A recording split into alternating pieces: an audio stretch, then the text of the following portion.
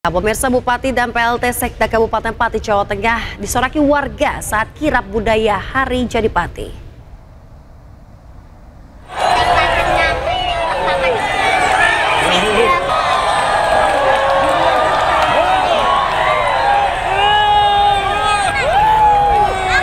Ya, dalam kirap, Bupati dan sang istri disoraki warga saat melintas dengan menggunakan kereta kuda dan pakaian adat Jawa. Masa yang menyemut di sekitaran alun-alun Pati ini tak hanya menyoraki Bupati dan istri, namun juga tertuju kepada PLT Sekda Pati Riyoso. Bupati Pati kian viral lantaran dinilai memberatkan masyarakat dengan kenaikan pajak bumi dan bangunan perkotaan dan pedesaan sebesar 250%.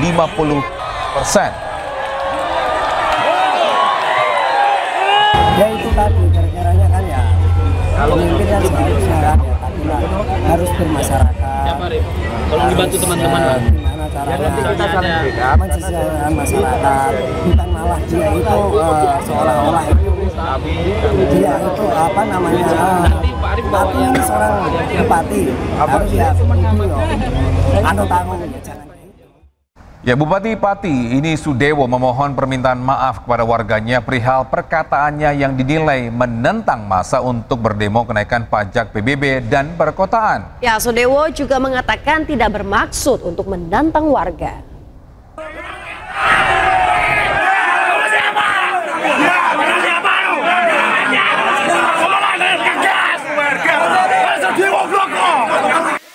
Bupati Pati Sudewo meminta maaf terkait ucapannya yang terkesan menantang masa untuk berdatangan berdemonstrasi menolak kebijakan kenaikan pajak bumi dan bangunan hingga 250%.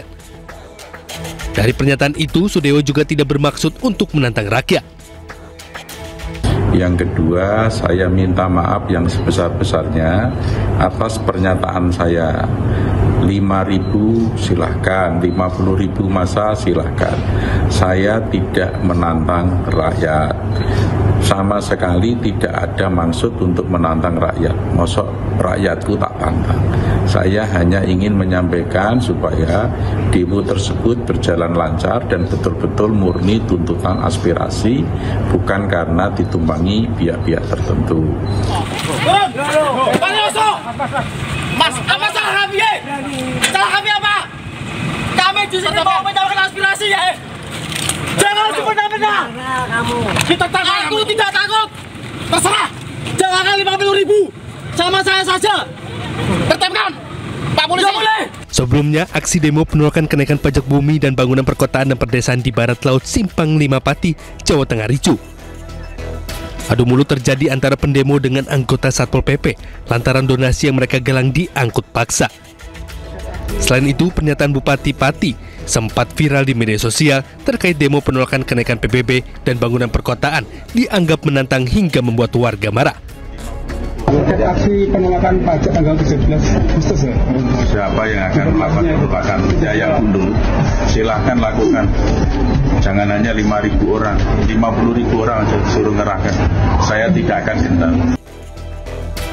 Rencananya warga akan menggelar demo besar-besaran pada 13 Agustus mendatang untuk menolak kenaikan pajak bumi bangunan perkotaan. Tim Liputan iNews melaporkan.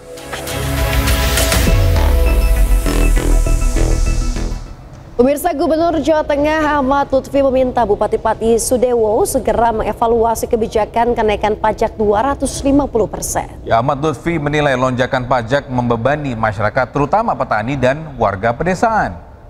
Satu prinsipnya adalah disesuaikan dengan kemampuan daerah. Kemudian yang kedua, tidak boleh membebani masyarakat. Sehingga perintah saya untuk dilakukan evaluasi dan kajian. Kalau perlu diturunkan saat itu, nah itu nanti akan dibuka dialog dan secara cepat, jangan berlama-lama. Terus disosialisasikan secara masif, sehingga semua masyarakat jadi tahu bahwa sebenarnya itu semua adalah untuk masyarakat, dari masyarakat dan oleh masyarakat. Ya, sementara itu Gubernur Jakarta Pramono Anung akan buat lapangan padel di 3 taman yang terintegrasi di kawasan Kebayoran Baru, Jakarta Selatan.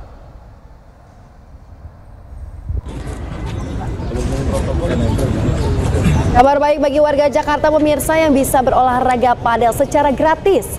Pramono Anung akan membuat lapangan padel yang bisa diakses secara cuma-cuma oleh warga Jakarta. Pramono pun menyempatkan diri untuk mengecek lokasi yang nantinya akan menjadi lapangan padel. Meski gratis, namun Gubernur Jakarta tetap mengenakan pajak untuk olahraga padel. Lantaran pajak olahraga sudah tercantum dalam undang-undang. Dan disitulah kemudian kita berikan kesempatan orang untuk berolahraga. Kita buatkan, kebetulan banyak orang, kita buatkan lapangan padel. Ya kalau sekarang ini di mana-mana kan mahal sekali. Saya tadi bilang sama Pak Wali, saya bilang sama Kepala Dinas Pertamanan, untuk taman di sini yang mau main padel gratis. Tapi alatnya bawa sendiri. Alatnya bawa sendiri gratis. Supaya apa? Semua orang mempunyai kesempatan untuk berolahraga. Ini kan olahraga yang lagi top banget, Gus, dan mahal banget. Padahal semua olahraga kan dikenakan pajak. Ketika dikenakan pajak, ribut banget. Tapi ya nggak apa-apa, saya namanya gubernur, diributin ya tetap aja jalan. Kan ini menjalankan undang-undang. Krisis kelaparan di Gaza kian memprihatinkan. Ya, warga menangis karena takut tidak mendapat makanan dan harus kembali menahan lapar.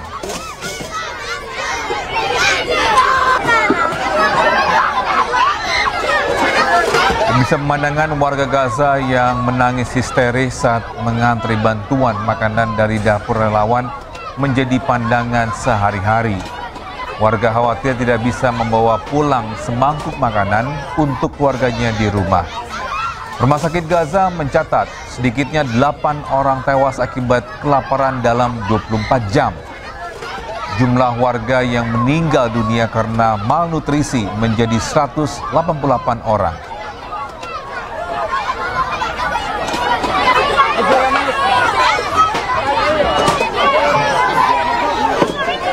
Ya, di tengah upaya dunia internasional membantu warga Gaza yang kelaparan, Israel justru berupaya mempersulit bantuan dengan menghambat dan menarik pajak dari setiap truk yang melintas. Dalam pemirsa, informasi ini sekaligus menutup jumpa kita di iNews Today edisi hari ini. Temukan informasi-informasi terbaru lainnya di www.inews.id. Dan cuplikan tayangan berita iNews dapat Anda saksikan di kanal YouTube @official_iNews. Setelah ini Anda bisa langsung menyaksikan program iNews Siang pemirsa bersama rekan kami Bernadetta Ginting dan juga Rosalinjo.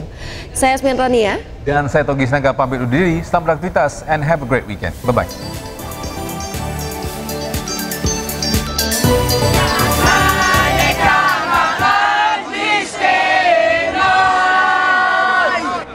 Sejumlah warga Israel memblokade perjalanan 30 truk bantuan kemanusiaan dari Yordania yang akan dikirim ke jalur Gaza. Para pemukim ilegal ini menutup jalan Trans Yordania Palestina dengan barikade rantai manusia sambil menyanyikan slogan-slogan anti-Gaza. Dikutip dari Al Jazeera, warga Israel ini juga melempari batu hingga merusak 4 truk bantuan.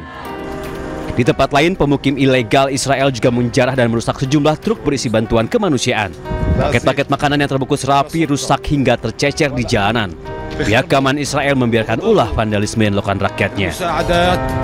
Selain warganya, pemerintah Israel juga mencoba mempersulit bantuan dengan cara menarik pajak bea masuk sebesar $300 hingga $400 untuk setiap truk yang membawa bantuan kemanusiaan. Juru bicara pemerintah Yordania Muhammad Amomani memprotes kebijakan Israel ini dengan menyebutnya sebagai upaya dengan sengaja menghalangi upaya menyelamatkan warga Gaza dari kelaparan.